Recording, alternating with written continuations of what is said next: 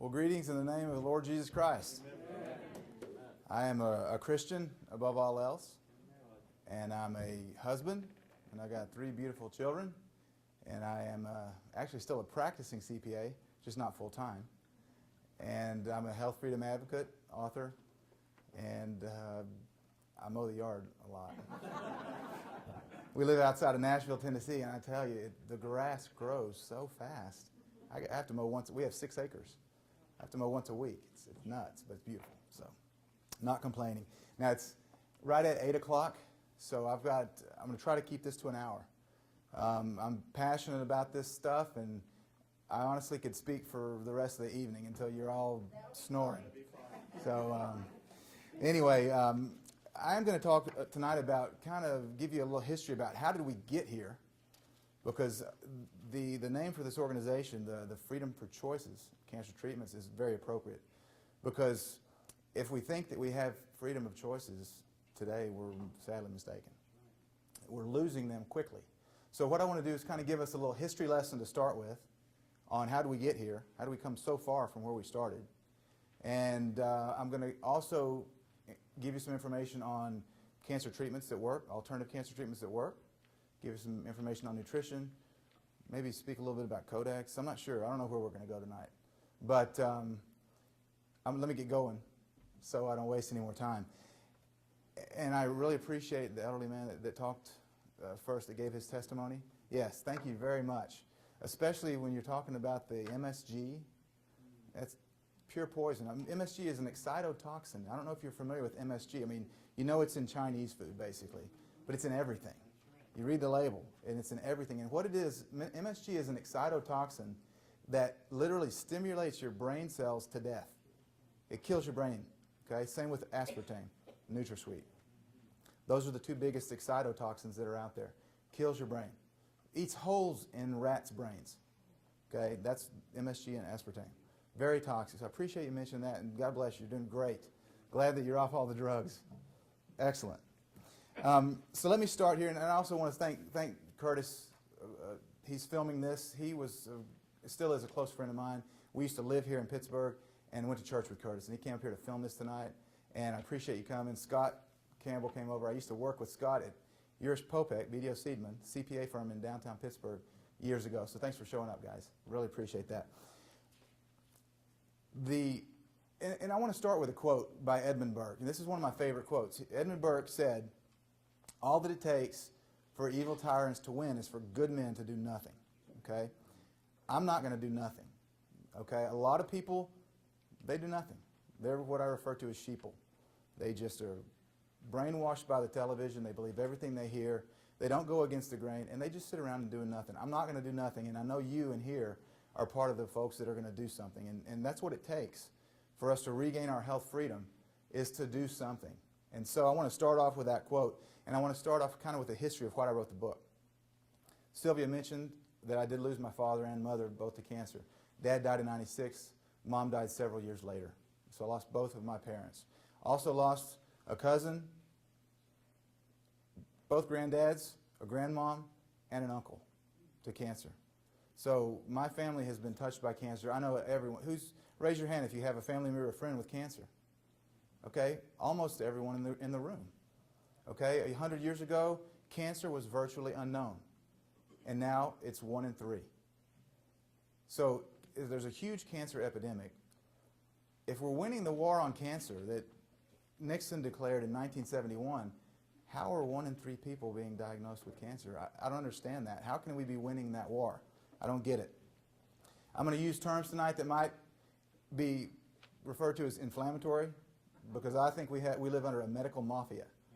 I think that we live under a system of control that is fighting alternative cancer treatments they do not want to cure. They do not want to cure for cancer because it's a gravy train. They want to perpetuate disease. They want to manage sickness, right? That's why it's called a HMO, a health management organization. They don't want to prevent anything. They don't want to cure anything. They want to manage you from cradle to grave and milk your money the whole way through. Did you know that 50% of bankruptcies in the U.S. are from medical bills? 50%. Okay? I'm going to do some contrasting between conventional and alternative treatments tonight.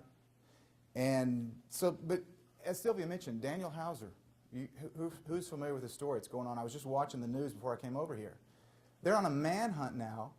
The judge, this rogue judge in Minnesota, has issued a felony arrest warrant for this mother who will not submit her 13-year-old boy to chemo poison.